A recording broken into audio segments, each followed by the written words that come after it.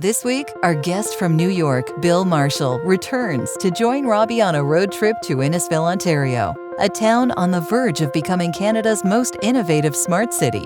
They'll drive into the thrilling, sometimes grueling world of open source software development, explore the real-life challenges of balancing passion projects, work, and the constant pressure of user demands while staying positive and motivated to keep innovating. From building game-changing Proxmox clusters using a Raspberry Pi microcomputer to pushing the boundaries of high-availability setups, they share both triumphs and frustrations. Strap in for a drive packed with tech, inspiration, and candid insights. This is Data Drive. Starring Robbie Ferguson and special guest Bill Marshall.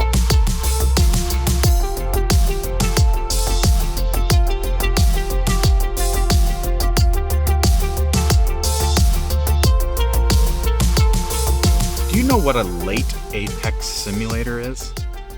A what? Exactly. There's a store that's opened up there that's called Late Apex Simulator, and I've just been like, what the what? I had hoped you knew.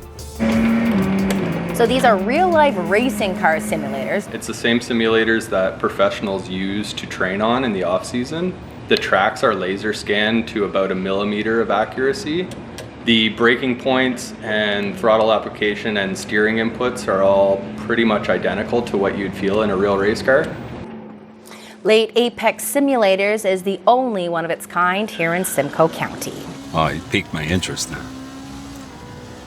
They got a lot of construction going on downtown, like down in the waterfront as well. Yeah. I don't know what's going on. Our lovely Barrie sign you can't even get to because it's kind of boarded up with cages.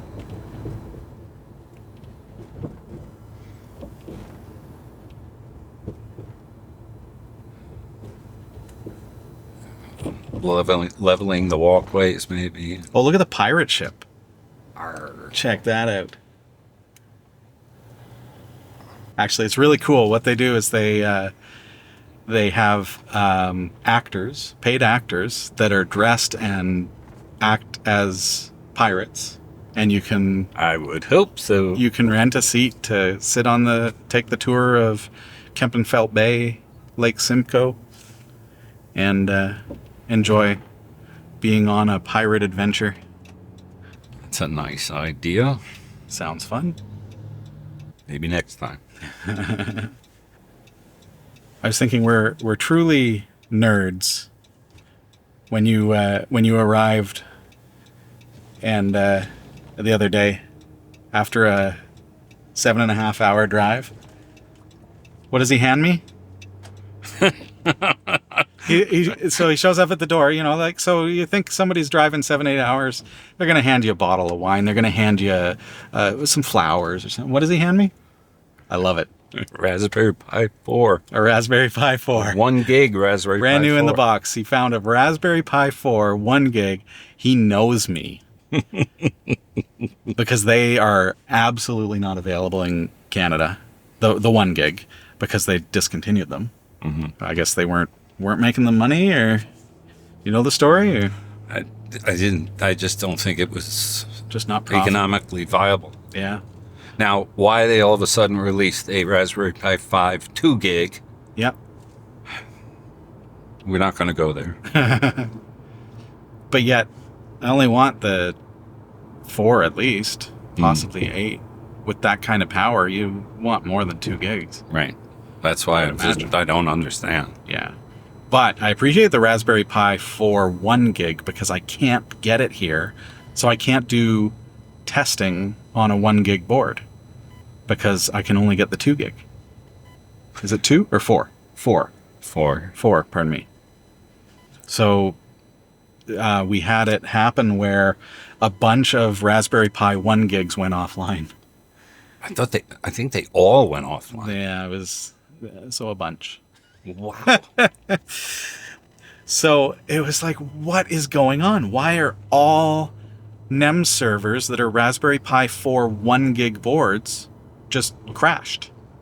And it turned out there was some kind of an update with Raspberry Pi, because we use the repositories from Raspberry Pi, but something got not bricked, like it was reversible through an update, but temporarily bricked. So running But only server, the 1 gigs? only the 1 gig. So all the other boards were fine, with a few exceptions, but mostly absolutely fine. And so now I've got a test board so that I can add that to my test environment. I've got a 1, a 4, and an 8 gig, and I can do any testing to. I have an extra, now have a 1 gig, because I saw Perfect. no point in getting it originally, but now I have a 1 gig too. Right, yeah. For Because when they extra came testing. out, I wanted the one with the most amount of RAM. Right. Because I want to develop it on, the best board I can. Well, who'd have thought it would be different in some strange Yeah, way? exactly. Yeah. So whatever happened, that problem has been resolved, Oh, great. thankfully. But I want to do some testing and find out what actually happened, how did it happen, and why. Have the 1 gigs come back online? Yes. Okay. I believe so. Not all of them, because not everyone has caught their NEMS server being offline and didn't reboot. Because they'll only know if they either look at it or they have check-in enabled.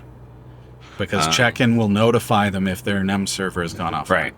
Right. But not everybody turns that on. Some people prefer to run their server kind of disconnected from the cloud services, if you will. Yeah. Which, that's their prerogative. But you lose out on some of the features that I offer, right? Yeah. So. Yeah. Oh, and Bill, I should say, Bill is one of the lead beta testers for NEMS Linux.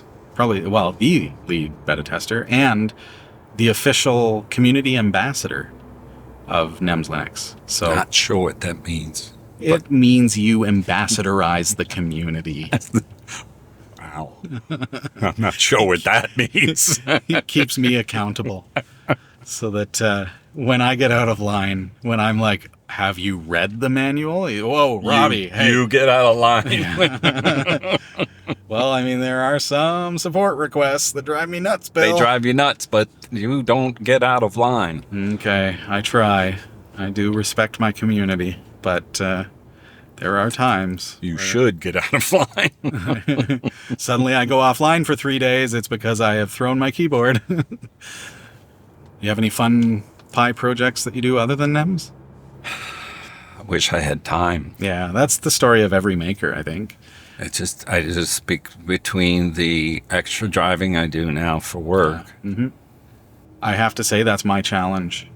Like, even with Category 5, with the various projects that I commit my free time to, when you're on the road for 4 hours a day, approximately, It's lost time. it's lost time. It's absolutely lost And time. it's tiring. Yeah. So Yeah. when I get home, it's like, do I go to the studio and record a video? I'm pretty beat. Because you still have to put in the 8-hour day, something like Right. that, when you're there. And if you're driving, especially in traffic, Yeah. that's work. That's some hard work. And then there's, the personal life at home. That takes up a lot of time. Yeah, I try to always have good quality time with my wife and kids. Yeah, so a lot of my projects have just gone by the wayside. Fair enough. I just have all those single board computers just sitting there. Yep. Well, we hold on to them, and then when projects arise, I like to just tinker around and stuff. Proxmox is one example where Proxmox requires 3 nodes in order to have quorum. Right. In a clustered environment. So for those who aren't familiar with quorum and clustering, what that essentially means is if you have 3 servers and you have one server that's running a virtual machine that does something, and that server crashes, it can start running it on the other virtual server, on the other hypervisor. So you have a little bit of downtime as it quickly tries to boot up and there may be some DNS, but essentially it maximizes your uptime for high availability. But quorum is required in order to have what you would call like the equivalent of parity, right? Right. So it's able to furnish that. You can't have that kind of failover with only 2 servers because you don't have enough information between them. So what I did, Bill, is I got looking at the underlying technology behind the Quorum system in Proxmox and realized that it's actually a daemon that's running on Proxmox. So Quorum is not provided by Proxmox itself. Like the whole node is not required. It's just the daemon itself. Oh. So I created what I called QuorumPi, because everything has to have pi in the name. And it's an OS, a distribution that you can download from my GitHub, throw it on a Raspberry Pi, and boot it up on a Raspberry Pi, and then add it to your 2-node Proxmox cluster, and now you have Quorum provided by a 3rd server, which is actually just a Raspberry Pi, and you can have your high availability. All it needs is the parity data. So yeah, exactly. So you just need to have 2 Proxmox servers in the cluster, and that Raspberry Pi acts as the 3rd for parity. So I like all kinds of like little ideas like that. And so I'll sit down and I'll be like, well, I want to build that. So I'll take a Wednesday night, and I did that. And then I'm like, oh, I didn't get much done on Category 5 this week. Oops. But I built a new thing, and it's awesome. But you have something, yeah. Yeah. You have something to show for it. And the very first thing I did is I put together a GitHub page for it. I uploaded it to my Google Drive. I added the link to the GitHub README so that people can download the pre-compiled, built QuorumPi distro. So it's ready to go. So I'm just like always doing things. So hey, if you want Quorum on your cluster, then there you go. There's something to do with your Raspberry Pi. Nice. Build it, try it. Every circuit tells our tale. Where you going? Follow our tech trail. RPMs rising. No need for any plan B. Here's our wonderland.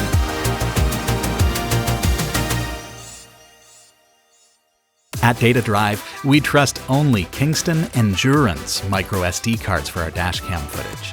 Built for high endurance and reliability, they handle the extremes, from blistering summer heat to bone-chilling Canadian winters. Our dashcams face it all, but Kingston Endurance micro SD cards never miss the action. Is your device ready for a Kingston upgrade?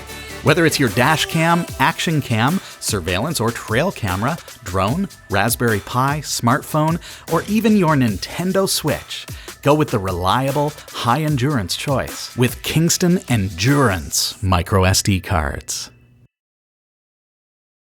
Hey, let's tinker and play Raspberry Pi all night and day.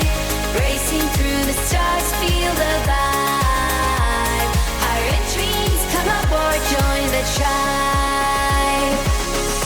Well, I have 6 or 7 Pi 4s that I was going to cluster, and Nice. they're just sitting in their case in the little drawer in a plastic storage box. Yeah. with ice tower coolers on. All of them have an ice tower? All of them, each one has an ice tower. Oh, wow. So you can get some pretty good power there because it's not going to throttle back. Right. Yeah. And I bought a power supply.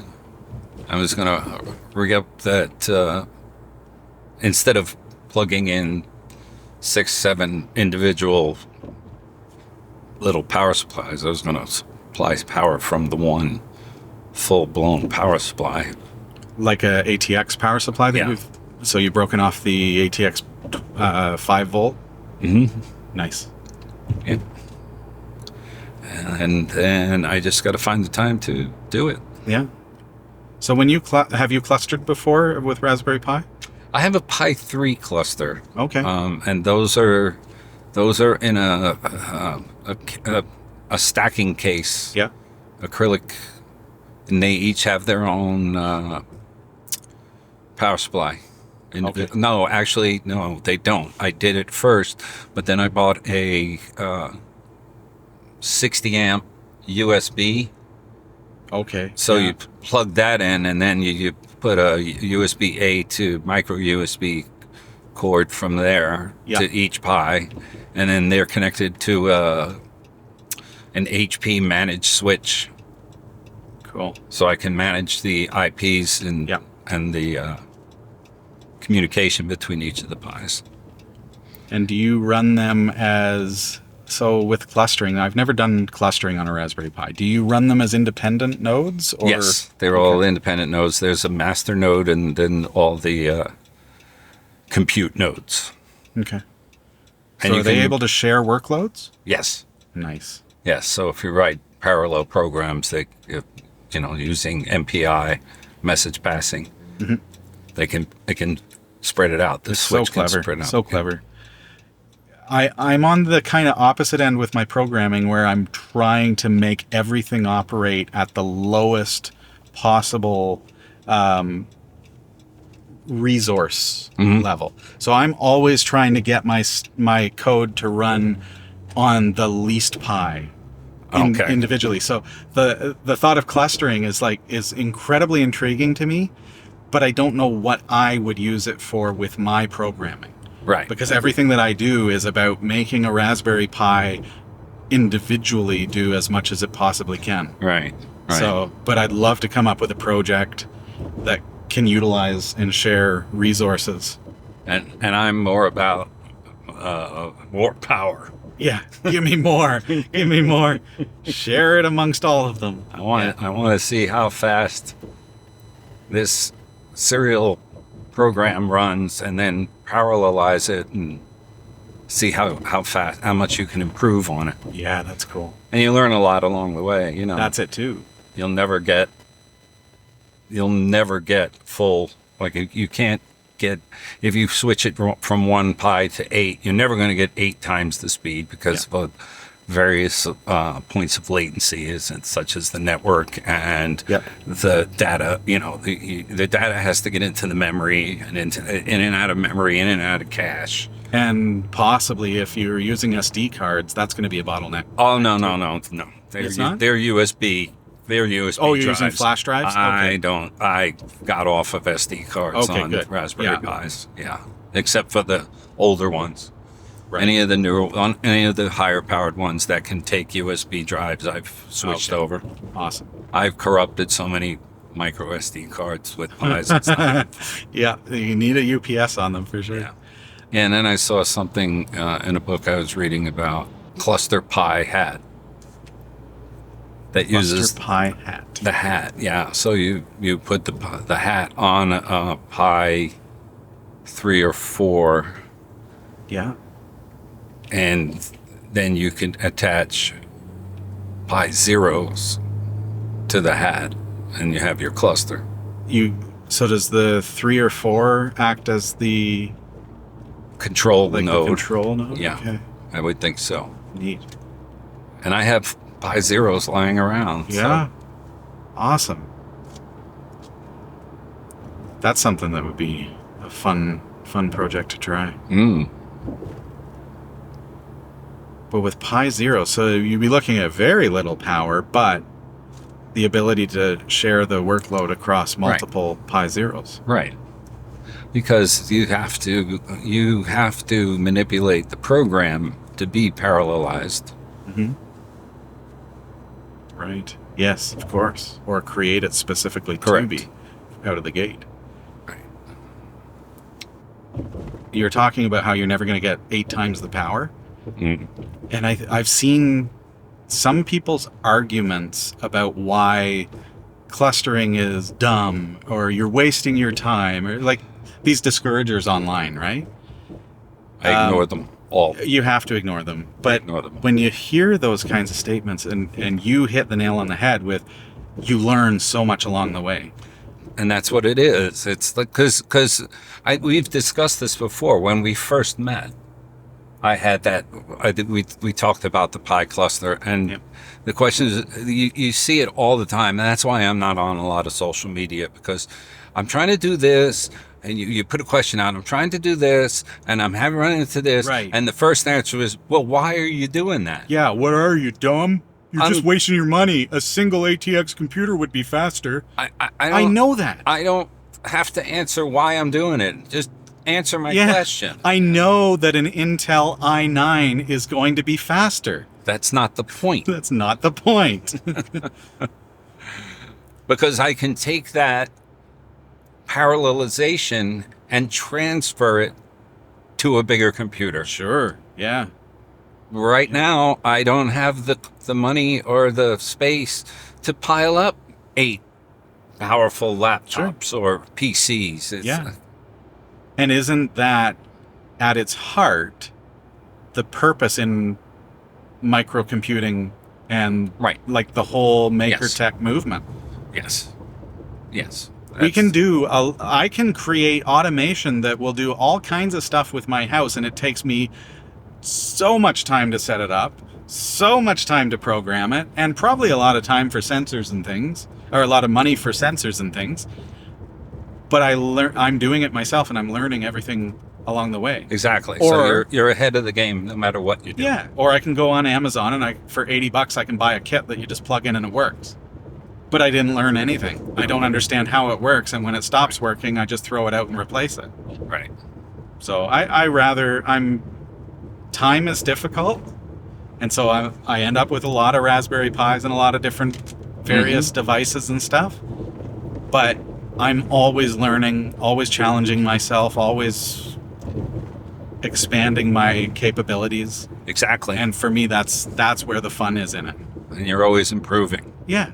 That's And why, contribute. people. Yes, exactly. That's why. That's why we do what we do. We're nerds. But contributing too. Open source Right. is the movement, and most of what I do, I put back into open source. Usually, the only reason I don't is if it's just too dirty. Like if it's just me messing around with code, and I wouldn't release it because people will judge me. But for the most part, I release a lot of stuff under open source. Yeah, but they judge you when they're asking why, so Yeah. you have to True, ignore true. them too. Yeah, that's true. And that's why I said I'm not on social media, because I can't tolerate that. I can't do it anymore. It's like, you don't need to know. I cannot deal with the Yeah. negativity. It's completely unnecessary. If you're asking why because you're trying to understand, legitimately trying to understand, more of what's the purpose, what are you trying to get out of it? But I've already seen that with the, you can get much higher power. Yeah, I can get higher power out of that laptop. I can get higher power out of 8 Dell Blade servers too. Sure you could. I could get more power if I tapped into any supercomputer out there and Yeah. Livermore, Lawrence Livermore National Labs or whatever it is. It's like, come on. Where's the line though, Bill? Because I created Pinecraft, for example. And so I learned how to optimize a Raspberry Pi Right. to run a Minecraft server efficiently. And I learned how to install it and configure it and optimize it and make it as good as can be. But then I took the code and I released it open source so that everyone else can do it without learning. Right. That's what Pinecraft is. It's an OS or an installer that you can just Right. throw on. But because it's open source, you could read over it, see how I do the things that I do. Mm-hmm. So at least there's the opportunity that you can learn, but you don't have to. You're not forced to. Right. So which line are you asking about? I just don't know if I'm actually contributing to society because I'm making it too easy, and then you're not learning how to do it. You are, because you can't look at it that way, that you're not contributing, because if everyone looked at it that way, nothing would be released.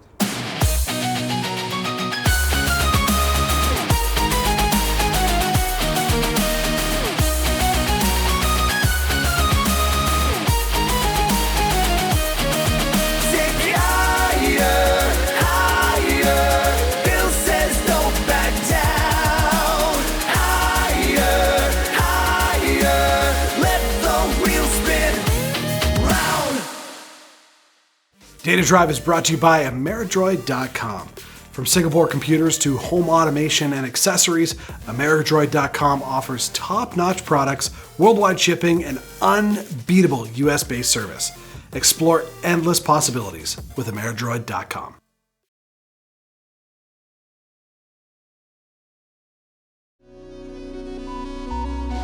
Don't get discouraged, you're making waves.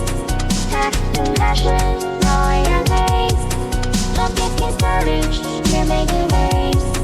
Stack the passion, roar your waves. I just don't know if I'm actually contributing to society because I'm making it too easy, and then you're not learning how to do it.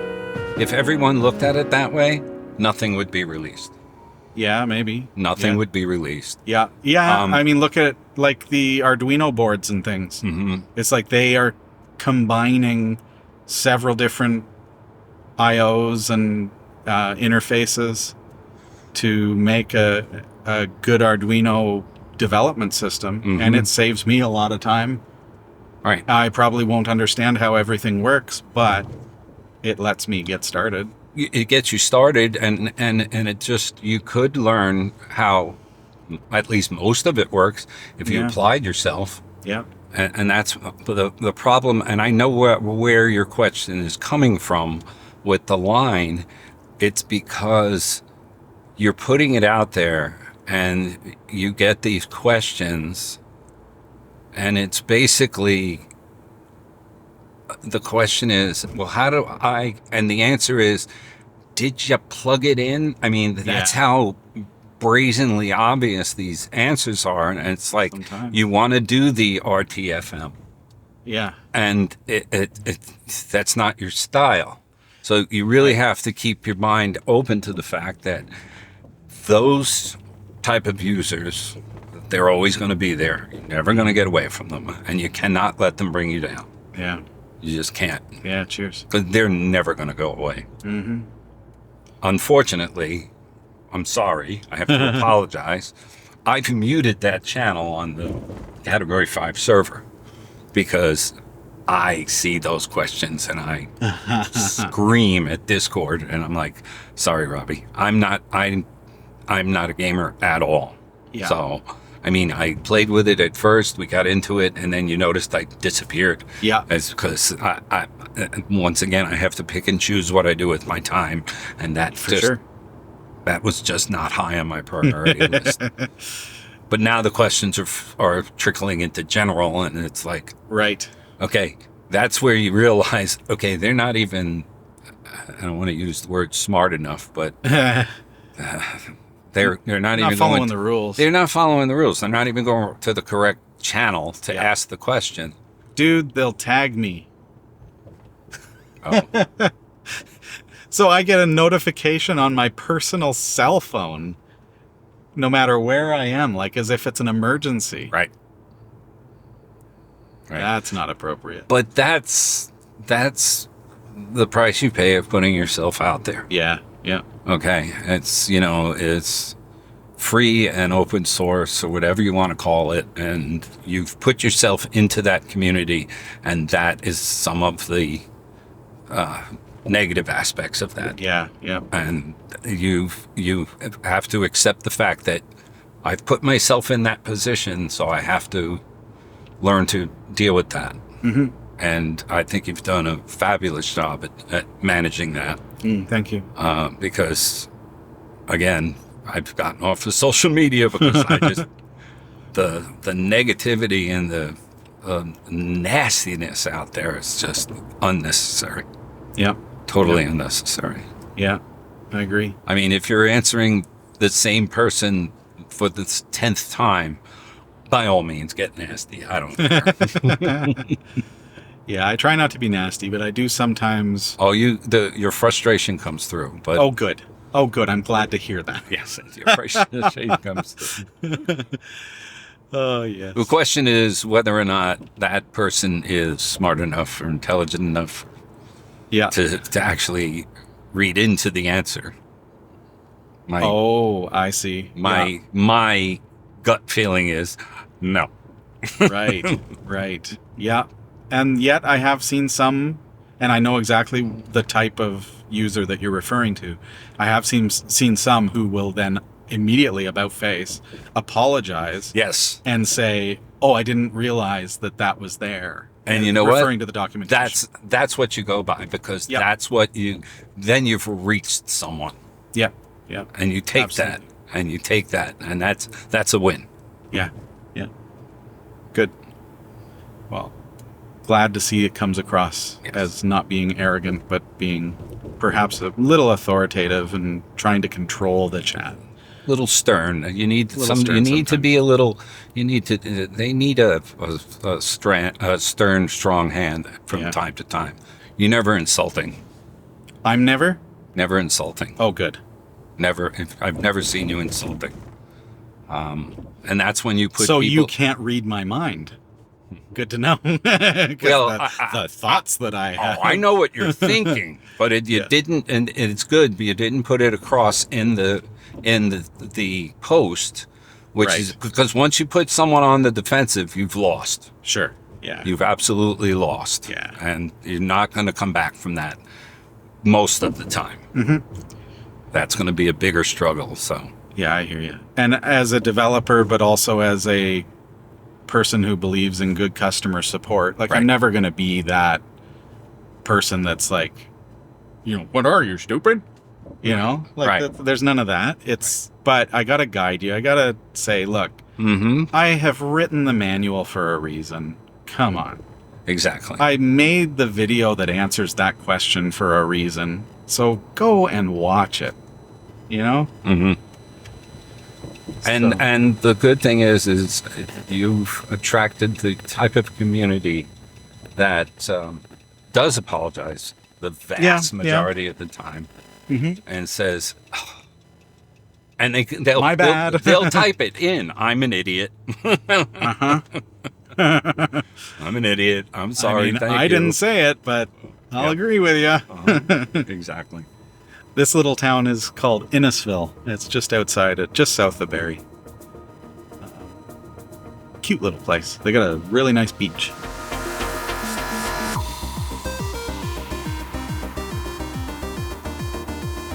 Yeah, I could move up here Yeah.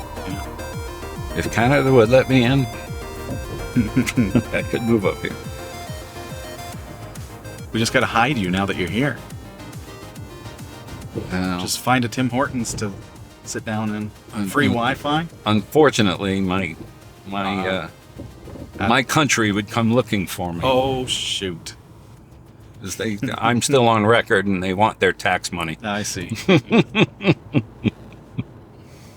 Interesting thing about Innisfil is that it's one of those communities that's working on expansion into the Google ecosystem of smart cities. Oh, And so the blueprints for the future of Innisfil involves all of the smart technologies that a smart city provides, like automated garbage disposal systems for all houses and robotics and everything automated else. garbage disposal systems. Yeah, where you no longer have garbage trucks coming around to pick up your garbage, but it's just a chute that works like a I guess it'd be like is it pneumonic? Pneumatic? Pneumatic, the old style messaging system. Those kinds of things. That's a little scary. Yeah, it's very different. But the town itself is going to look very different in the next while as they develop this. And we kind of passed the area, but you can't really see it for all the bush and stuff. But where they're starting to develop this, but they, the makers of autonomous vehicles and of robotic households and those kind of things, they do need towns to work with them to provide the space and the infrastructure and the people to make it happen. Wow. Kind of as a test bed, right? So that's exactly what it'll be, is a test area so that these kinds of smart cities can expand throughout the country. Imagine never having to take out the trash or shovel the driveway because robots do it for you. I could deal with that. Yeah. I could absolutely deal with that. It's probably more like a heated driveway system or something like that. Yeah, you just run pipes under the Yeah. blacktop and run heated water through it. Yeah. We Something had like an that. office building where I was growing up, right at the top of our street, and they never shoveled because when it They had snowed, that, they eh? just turned it on, and So cool. the Yeah. sidewalk heated up, and it Yeah. just melted. And then you wouldn't have ice and the fear of slipping and breaking a hip or something. That'd be all right. But if it stays heated, it stays above freezing. Yes. You're not going to slip there. Yeah. That's Now, unfortunately, you'll get comfortable, and once you step off of that sidewalk, right. Yeah. As soon as you, yeah. whoops, As soon as you step in town. Yeah. So I hear what you're saying, Bill. You just never leave your own house. that's it. Just become a hermit. Absolutely. Well, they're mean, gonna a smart- deliver groceries to Yeah. you. Yeah. They got the automatic grocery delivery They're gonna system. take the garbage away. Taking the garbage away. Melting our driveway snow. That's it. It's perfect. And we've got, yeah, I mean, worst case scenario, we've got Uber Eats. They're delivering our Swiss Chalet every day. That's it. Yeah. I could deal with that, not leaving the house. After all the driving I've been doing, Yeah. There you go. I could deal with not leaving the house. Your for a paper while. is delivered electronically on your iPad nowadays. That's it. That's it. All my bills are online, and Yeah, everything. Yeah. Be all right.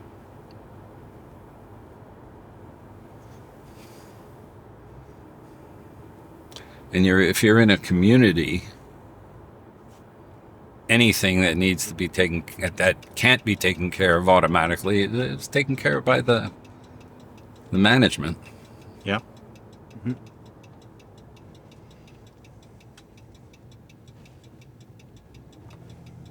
That's what I'm looking into as Condo living? I get closer to. Well, I don't know about condo living. That's what I think of when I think of like management, maintaining. I know.